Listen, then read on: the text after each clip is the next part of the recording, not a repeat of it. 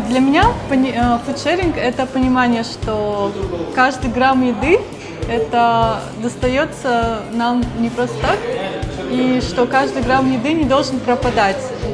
Это такой механизм, система, когда люди могут спокойно обмениваться остатками еды и сохранять за счет этого экологию и не тратить ресурсы планеты. Получается, что идея фудшеринга зародилась относительно недавно в Германии, но очень и большое распространение там получила.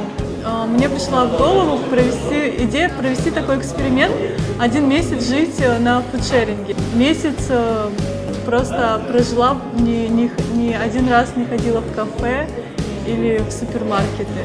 Получается, у меня раньше на еду уходила значительная часть. То есть первый расход был аренда квартиры, и сразу была эта еда. То есть это где-то, скажем, 25% от зарплат. За весь период эксперимента не более 2000.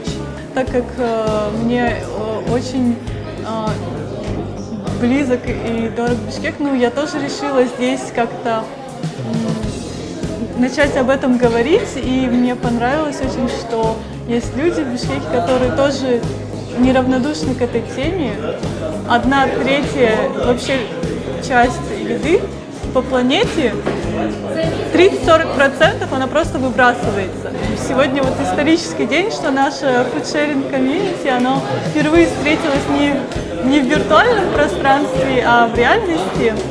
В Бишкеке фудшеринг в Кыргызстане, он уже давно существует, то есть у нас есть такие традиционные способы, когда, допустим, какой-то той или какое-то торжество люди приносят и всю еду раздают всем пришедшим. То есть это давно было, и у нас традиционно вообще еда не пропадает. То есть в нашей культуре не заложено то, что мы что-то выбрасываем. Хотим сотрудничать с кафе, с производством, потому что на самом деле очень много выбрасывается у кафе. И они тоже пытаются отдавать сотрудникам или что-то кому-то раздавать, но несмотря на это есть большие потери.